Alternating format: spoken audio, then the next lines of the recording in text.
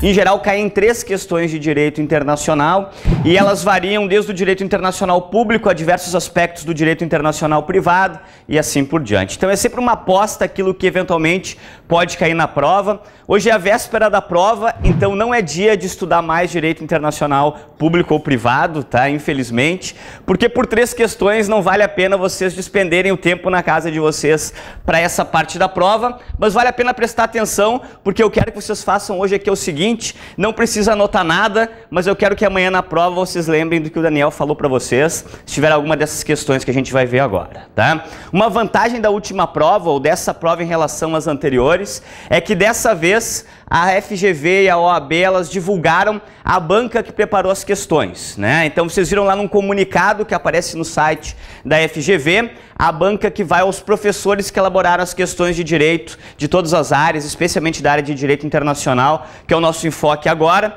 Isso nos permite, de alguma forma, também conduzir ou identificar o perfil da banca, tá? Vocês devem ter visto lá que o professor Teófilo Antônio Miguel Filho foi o responsável pela elaboração das questões. O professor Teófilo Antônio, ele tem uma tese de doutorado sobre a Convenção de Haia sobre sequestro internacional de menores, então é possível que caia alguma coisa nesse sentido. A professora Carmen Tiburcio, ela foi responsável pela revisão das questões, e a professora Carmen Tiburcio, ela tem os estudos dela focados no comércio internacional, contratos internacionais, processo civil internacional, ou seja, mais as questões de direito internacional privado. Então eu tenderia a apostar que a prova ela vai pender também pelas questões de direito internacional privado dessa vez, o que não ocorreu no concurso anterior, que teve um enfoque bem mais específico no direito internacional público. Então a minha ideia hoje é trazer algumas ideias para vocês, lembrar alguns pontos que a gente já viu nas aulas, alguns conceitos essenciais do direito internacional público e privado, mas principalmente essas questões aí que eu acredito que possam ser cobradas na prova para vocês, tá? Eu quero lembrar de início um ponto, que é sobre a Convenção de Haia sobre sequestro internacional de menores, tá? Então, Convenção sobre os aspectos civis do sequestro internacional de menores.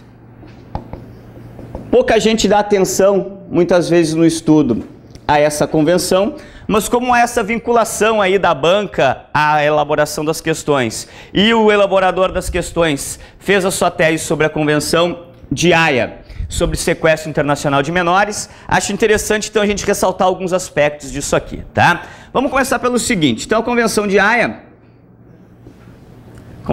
Haia sobre sequestro internacional de menores. Ela é de 1980, tá? Mas vocês sabem que a assinatura é só uma das fases da elaboração dos tratados, né? Alguém lembra quais são as outras fases? Negociação e assinatura, fase de elaboração do tratado no plano internacional. Depois que o tratado é assinado no plano internacional, o que eu tenho que fazer com ele? Eu tenho que trazer ele para o plano interno para que ele seja aprovado ou referendado. Aqui no Brasil, quem é o responsável pela aprovação ou referendo dos tratados? Congresso Nacional. Qual é o ato legislativo que vai ser adotado para essa aprovação?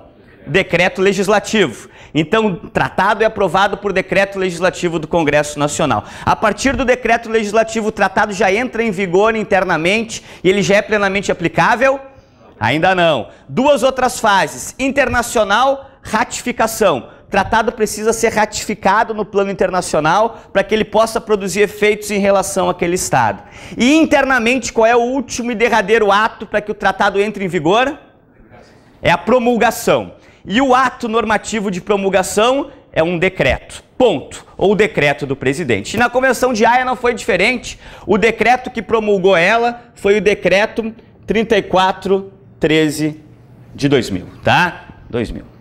Então, aqui também a gente teve um decreto promulgando a Convenção 3.413 de 2000. O que é importante sobre a Convenção de Haia? Conceitos que vocês lembrem, tá? Primeiro, qual é o objetivo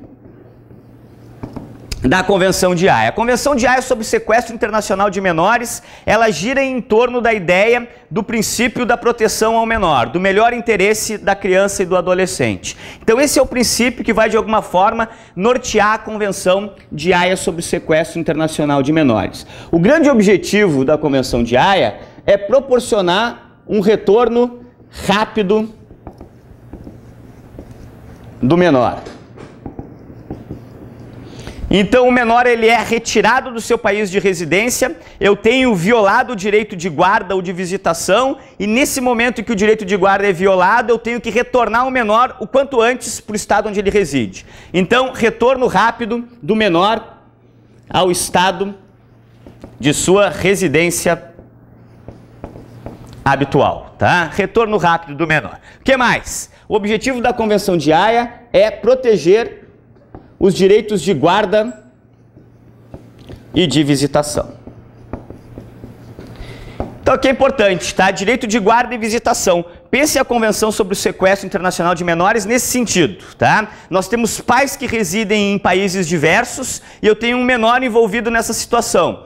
O pai que detém a guarda, então, detém o poder familiar sobre aquele menor no local de residência dele, e o outro pai, ou enfim, o outro genitor, o pai ou a mãe que estão em outro estado, tem direito de visitação, e o direito de visitação na Convenção de Haia significa que eu posso levar o filho, então, para passar alguns dias no outro país sem nenhum problema. Então, direito de guarda e visitação. O que vai ocorrer que vai suscitar, enfim, a aplicação da Convenção de Haia? Eu posso ter transferência ou retenção ilícita do menor. Esse aqui é o outro conceito que eu quero que vocês guardem para a prova de amanhã, tá? Transferência ou retenção ilícita do menor. O que é uma transferência ilícita do menor? É quando um dos genitores leva o menor para o exterior sem ter efetivamente a autorização do outro, ou seja, quando eu tenho uma violação direta do direito de guarda do menor, tá? Então vem o pai italiano aqui, toma a criança, por algum motivo consegue ir para a Itália com ela, violando o direito de guarda da mãe brasileira que estava com a criança no local de sua residência habitual, que era aqui no Brasil. Então, transferência ilícita, uma transferência do menor para outro país que viola o direito de guarda. Ou então, retenção ilícita. O que seria uma retenção ilícita? O pai ou a mãe que mora no exterior tem direito de visitação do menor, etc.? Claro que sim, tá? Pode levar o menor para passar as férias lá durante algum tempo? Pode, mas esse direito de visitação ele tem um limite temporal. Vamos supor que ele tenha sido autorizado a ficar 30 dias com o menor lá no exterior. No 31º dia, ele deveria retornar o menor para o seu país de residência habitual. Se ele não retorna o menor, ele fez uma retenção ilícita, tá? Está violando o direito de guarda também. Então, quando é que eu vou aplicar a Convenção de Haia? Sempre que eu tiver transferência ilícita do menor ou quando eu tiver retenção ilícita do menor. Tanto um quanto o outro significa violação do direito de guarda, que vem resguardado lá na Convenção. E qual é a consequência? O que a Convenção vai tentar fazer? Com que o menor retorne o mais rápido possível para o seu local de residência habitual, para evitar outros danos, etc. e assim por diante. Então isso aqui é um dos tratados que regula um aspecto do direito internacional privado, que eu acho importante que vocês saibam. O que é interessante aqui sobre a Convenção de Haia também? Vamos lembrar um aspecto da cooperação internacional. Hoje em dia, cada vez mais, a cooperação entre os países, então eu tenho aqui o país A, o país B, a cooperação entre os países ela ocorre por meio de autoridades centrais. O que é uma autoridade central? É uma autoridade designada pelo Estado, para que faça a inter-relação, faça a cooperação internacional com os outros estados. Então o Brasil vai designar uma autoridade central, os Estados Unidos vão designar uma outra autoridade central, a Alemanha vai designar sua autoridade central, e são essas autoridades centrais que vão se inter-relacionar, tá? Qual é a principal autoridade central aqui no Brasil? Já que a Carmen Tiburcio fala muito de cooperação internacional, é o DRCI, tá? Principal autoridade central aqui no Brasil é o DRCI, Departamento de Recuperação de Ativos e Cooperação Internacional. Só que aí tem um detalhe, Departamento de Recuperação de Ativos e Cooperação Internacional, tá? Só que aqui tem um detalhe, na Convenção de Haia, qual é a principal ou qual é a autoridade central designada pelo país? Qual é a autoridade central brasileira que vai, de alguma forma, providenciar o retorno do menor? E aqui pode ter uma questão importante, é a Secretaria de Direitos Humanos, tá? Então aqui é uma das exceções ao DRCI. A autoridade central na Convenção de Haia, Secretaria de Direitos Humanos, que é um órgão vinculado à Presidência da República, tá? Então, Convenção de Haia, eu sei que muitos não acabaram detendo muito tempo do seu estudo nessa convenção, mas acho que esses conceitos aqui, eles são importantes que vocês saibam, especialmente que a autoridade central aqui vai ser a Secretaria de Direitos Humanos. Certo, pessoal? Então, pensando no padrão da banca, tá? Além dessa questão aqui sobre a Convenção de Haia, o que me parece importante que vocês lembrem também, e vocês já viram isso nas nossas aulas anteriores. Como a banca que elaborou as questões, ela tem essa tendência à cooperação internacional, ao processo civil internacional e aos contratos internacionais, o que eu sugiro que a gente lembre para a prova de amanhã? Eu acho que está na hora de voltar uma daquelas questões que vocês adoram lá, de fulano é americano, firma um contrato com a empresa alemã na Inglaterra, tem que cumprir o contrato no Brasil, e agora o que eu faço, Daniel? Essa aí vocês não vão errar, tá? Vão me prometer isso agora, não vai ser por essa questão, tá? Vamos lembrar o seguinte, eu disse para vocês que nessas questões que parecem aquele inferno lá na prova da ordem, sempre tem duas perguntas que são feitas ali. Qual é a primeira pergunta? É sobre a competência, ou seja, o juiz brasileiro pode ou não pode julgar? Então a primeira pergunta é sempre sobre competência, se eu posso ou não proceder àquela ação aqui no Brasil. E a segunda pergunta é a seguinte, qual a lei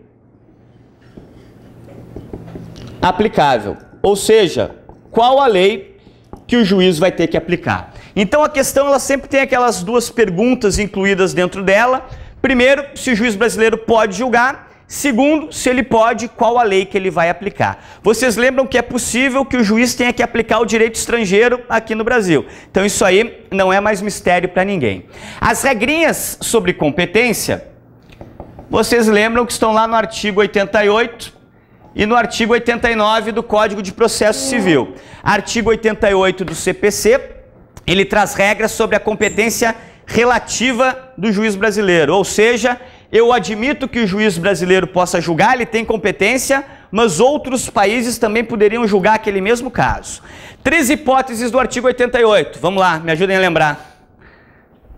Para irem acordando agora essa hora da manhã, né? Artigo 88, inciso 1º, o juiz brasileiro é competente para julgar quando o réu for domiciliado no Brasil. Muito bem, tá? Quando o réu for domiciliado no Brasil. Então, réu domiciliado no Brasil, competência do juiz brasileiro, tá? Lembre aquela regrinha, quando for empresa, então, quando for pessoa jurídica, eu tenho a regrinha do parágrafo único que vai nos lembrar o seguinte, que quando a pessoa jurídica tiver aqui filial, sucursal ou agência, ela vai ser considerada domiciliada no Brasil para fins de competência internacional. Então, réu domiciliado no Brasil, primeira regra. Segunda regra, inciso 2º do artigo 88, quando no Brasil tiver de ser cumprida a obrigação. Então, se é um contrato que está na pergunta de vocês, na prova da ordem, eu tenho que pensar onde é que eu tenho que cumprir as obrigações contratuais. Se aquelas obrigações têm que ser cumpridas no Brasil, tem competência o juiz brasileiro. Mas, Daniel, o réu não era domiciliado no Brasil. Não importa, basta que eu tenha uma das hipóteses do artigo 88 ou do artigo 89. E a terceira hipótese do artigo 88, alguém lembra? Quando o ato ou fato que deu origem à ação tenha sido praticado ou tenha ocorrido no Brasil. E aí o contrato também é próprio para isso, porque se a minha ação se origina do descumprimento do contrato, eu tenho que ver onde é que o contrato foi celebrado e se o ato, que é o contrato que deu origem à ação, foi praticado no Brasil, também teria competência o juiz brasileiro. Então, réu domiciliado no Brasil, quando no Brasil tiver de ser cumprida a obrigação, ou ainda quando o ato ou fato que deu origem à ação tenha sido praticado ou tenha ocorrido no Brasil. Em qualquer uma dessas hipóteses, tem competência o juiz brasileiro. Depois, no artigo 89, a gente tem mais duas hipóteses, né? Qual é a diferença do artigo 89 para o artigo 88? No artigo 89 eu vou dizer o seguinte, só o juiz brasileiro pode julgar, tá? Os outros não podem. Competência absoluta ou exclusiva do juiz brasileiro. Agora, eu tenho como proibir que o juiz estrangeiro julgue? Não, tá? Porque isso é exercício da soberania do Estado, então eu não tenho como proibir. A única coisa que o Brasil pode fazer é negar a homologação àquela sentença estrangeira, se for o caso, tá? Artigo 89, duas hipóteses. Alguém lembra das hipóteses? Primeira hipótese, inciso 1º, se a ação versar sobre imóveis situados no Brasil. Bacana. Segunda hipótese, quando a ação versar sobre partilha ou inventário de bens situados no Brasil. Bens móveis ou imóveis? Tanto faz na segunda hipótese, tá? Partilha de bens ou inventário de bens situados no Brasil, tanto faz. Então essas são as 5 hipóteses de competência que aparecem lá, tá? Vocês lembram dos exames anteriores? Já caiu numa das provas do exame unificado uma questão que tinha eleição de foro. Qual é o entendimento em geral sobre a eleição de foro dos nossos tribunais?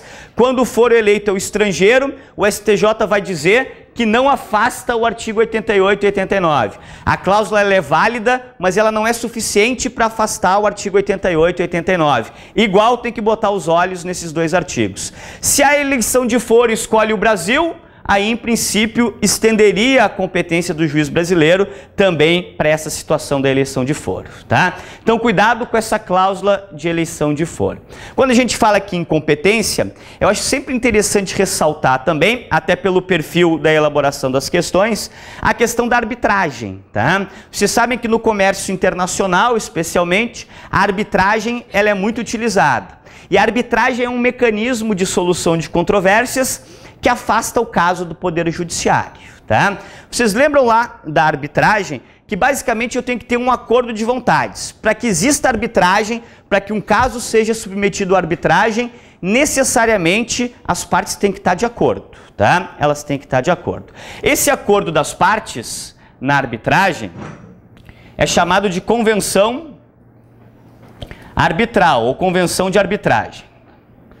Então, o acordo das partes é a convenção arbitral ou convenção de arbitragem. Só para lembrar vocês sobre a arbitragem, a questão da arbitragem internacional, a convenção arbitral, de acordo com a nossa lei, ela pode ocorrer de 2 formas, tá?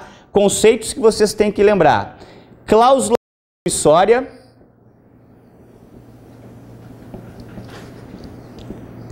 compromissória, ou cláusula arbitral e compromisso